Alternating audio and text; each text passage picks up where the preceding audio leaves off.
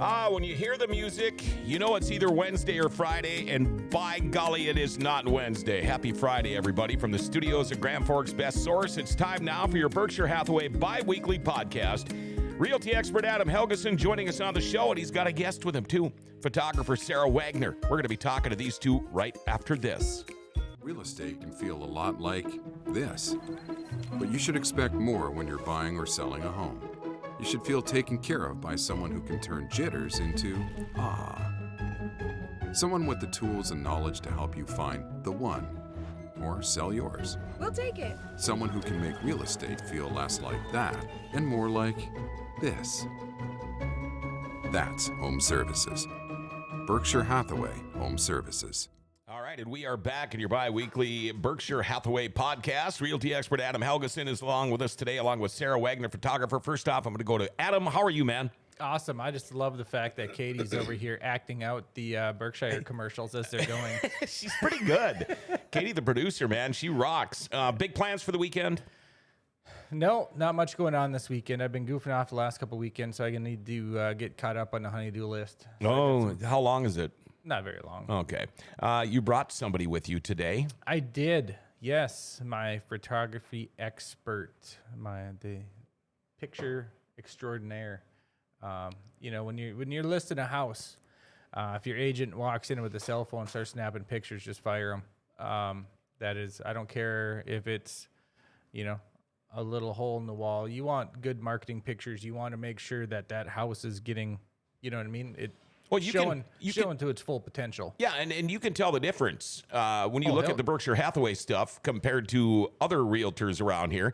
You can tell they snap the pictures with their cell phone. I mean, it's obvious. The best is when you see the reflection in the mirror and they're kind of hiding there, and it's like, what? What? All you need is duck face, and it's like the perfect picture, right? Yeah, pretty much. We have, I specifically have Sarah come in, and she's amazing. She gets the lighting right. She makes the pictures look good. She even has a little drone. She flies around. It hovers. Oh, that's some pretty cool good stuff. Well, let's introduce her, huh? Yeah. Hey, how are you? I am doing well. Now, tell us a little bit about yourself. Well, as you said, I am Sarah Wagner. I am from Fisher. The big city? Big city. My husband and I farm. Okay. So we do that. This is starting in my fourth year into full-time real estate photography. How'd you get into it? I started with 360, so virtual tours. So I enjoyed that. I used that with our farm, captured that, love it. That's probably my favorite service. And that was my first service that I pitched to a brokerage. And that would have been in early part of 2019. Not a real good sell. I don't think they were really interested. I think it was maybe too weird. Okay, yeah, sure. So then, that didn't go far. So then tried it again, and later on, COVID hit, and I was already well positioned. And that is when virtual tours really kicked it off. So, yep. I'll admit, the first time I saw the virtual tours was one of our podcasts, and at first, you kind of get a little dizzy, watching it, because it's like virtual reality, and then, but then it just makes it's actually like you're walking around in this place. Have you always been a photographer? I mean, did you just start dabbling in it and then you thought it was fun and decided to take it to the next level? Yep. So we have 2 girls, and so with our family, always take pictures, but nothing, I never envisioned, I'm going to be a real estate photographer. No. Yeah, wow. And when you hear people say they're a photographer, you don't hear many people say they're a real estate photographer. Right. How did the drone thing come in? Everything kind of started with our farm. So capturing, I love that too. Seeing the aerials of drone or of farms. Sure, beautiful. yeah. And then that started, so I was certified, got my certification. That all was kind of a new thing as well.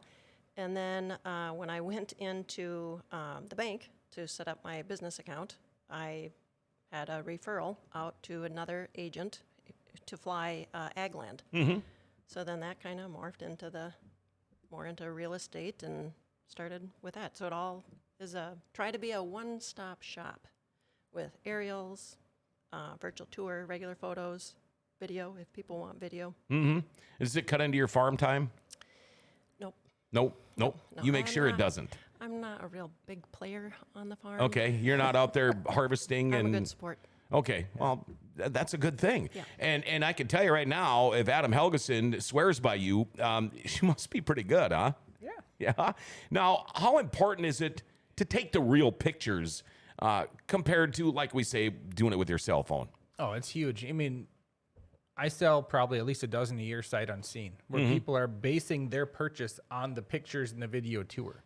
Now, of course, I go in and get them on Zoom or whatever and do a walkthrough with them as well. But majority of the pictures shop online, and they have their house picked out mentally based on the pictures before they even go looking.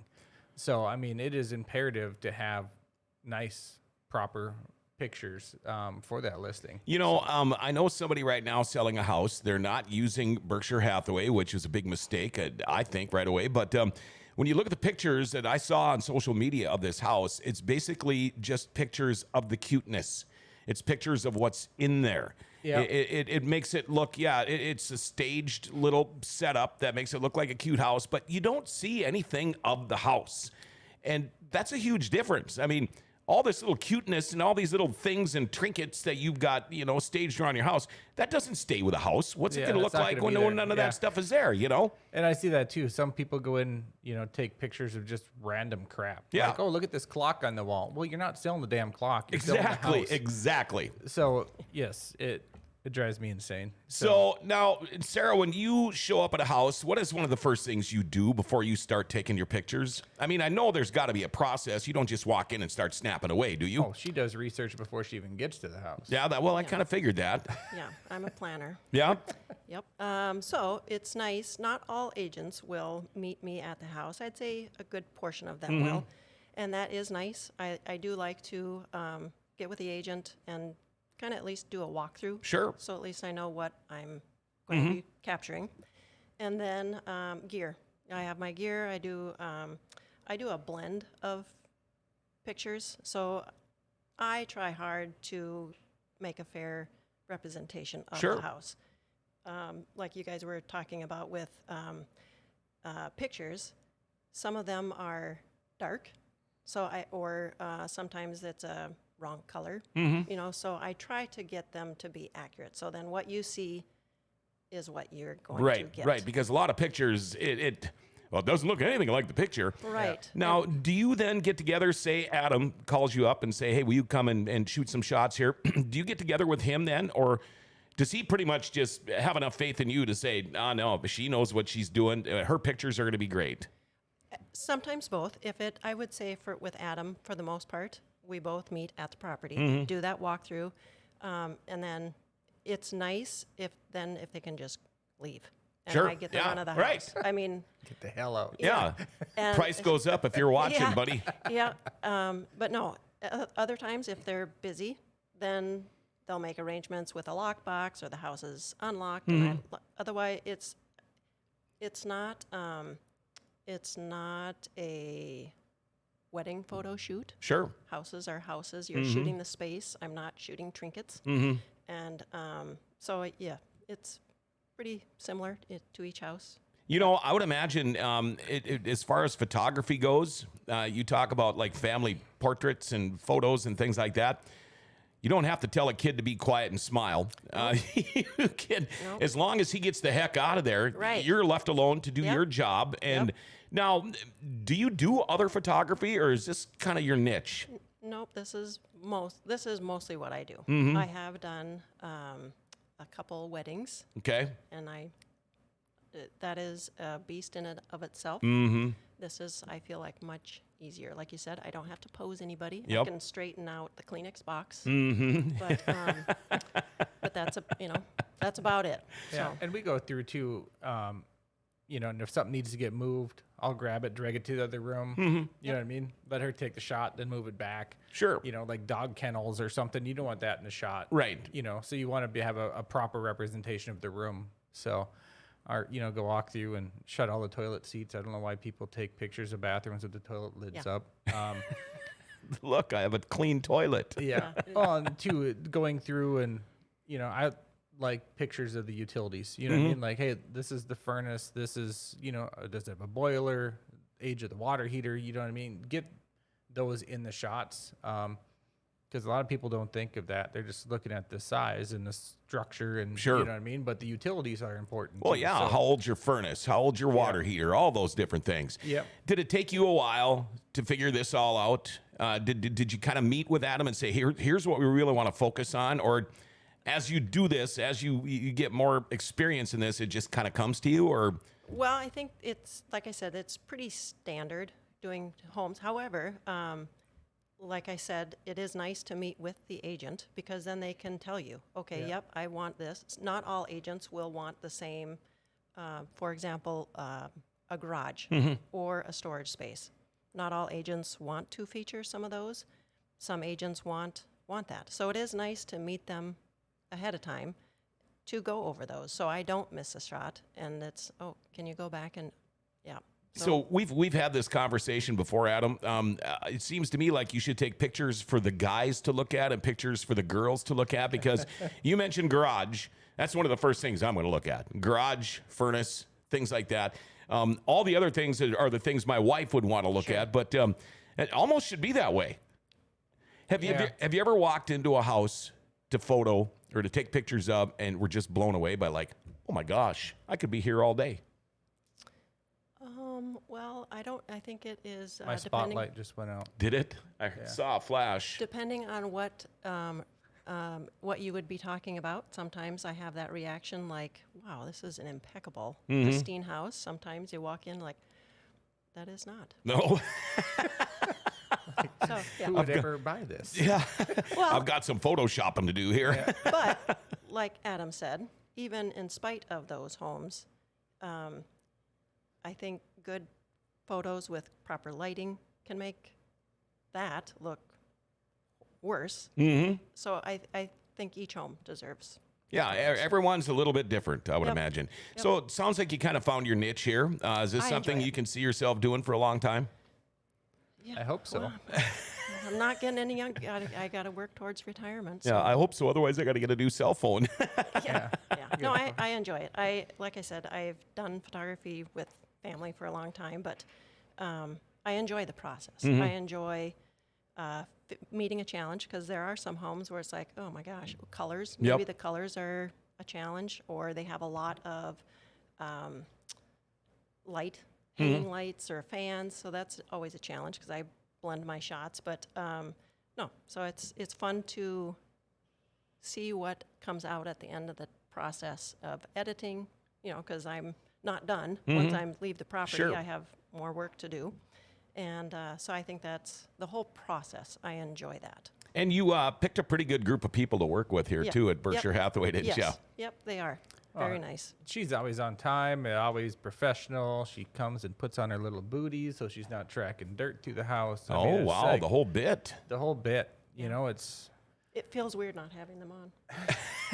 Our studio floor isn't that clean, so you don't have to worry about it. So when it comes to photography, like you said, you've sold houses sight unseen. Now, these people are banking pretty much everything they got. When you think about it, that's a huge step, buying a house, sight unseen especially.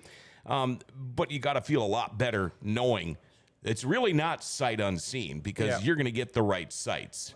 get the right shots, do the video tours, do all sorts of stuff. And, it's just really making that customer, making the seller feel good that their house is getting properly represented and marketed. And two, it helps the buyer feel comfortable. You know what I mean? Even if you go to a showing and they're like, okay, I want to look at this again. Was there something in that room? And then they go look and there's crappy pictures or whatever. It's hard to remember what the house was like. Yeah, So- and they can look at these pictures and say, hey, Adam, look at this one picture. I got a question about something right there. Yep. And the pictures, if they're good enough, you're going to be able to go, oh, yeah, that's, and explain things to them. Yep. My thought process is when people put crappy pictures up, they're trying to hide something. Right. You know what I mean? The more transparent you can be in the process, the better it's going to go. So photography, a huge part of all of this stuff. Yes. Again, learning something new here about the realty world. I actually had a guy ask me yesterday, because he sees these podcasts and he says, I'm thinking about doing this part-time too. And I said, well, you might want to think a little bit more about it. I said, you might be able to do okay, but unless you want to do it full-time, it's kind of a tough gig. It's tough. Yeah. Part-time is tough. Hanging out this weekend. What about you? I'm actually going to Velva, North Dakota. Not Velva. I am. What kind of big party's going on there? It's a 20, 40, 80 party. That's so my uncle is 80. Okay. My cousin is 40, and you're 20. No. Okay. No. And then their son is 20. Oh, well, that sounds like it'll be a good time. Yeah. We're still debating on what to do this weekend. We'll figure out something. Well, thank you guys for coming in today. We sure appreciate it. Again, part of all of the things that the Berkshire Hathaway family does. Yeah. Have yourself a great weekend, my man. And it was a pleasure meeting you too. Yes, thank you for having me. Until Wednesday, there you go, everybody. Have yourself a great weekend from everybody at Berkshire Hathaway. And along with Sarah Wagner here, that's your Berkshire Hathaway bi-weekly podcast.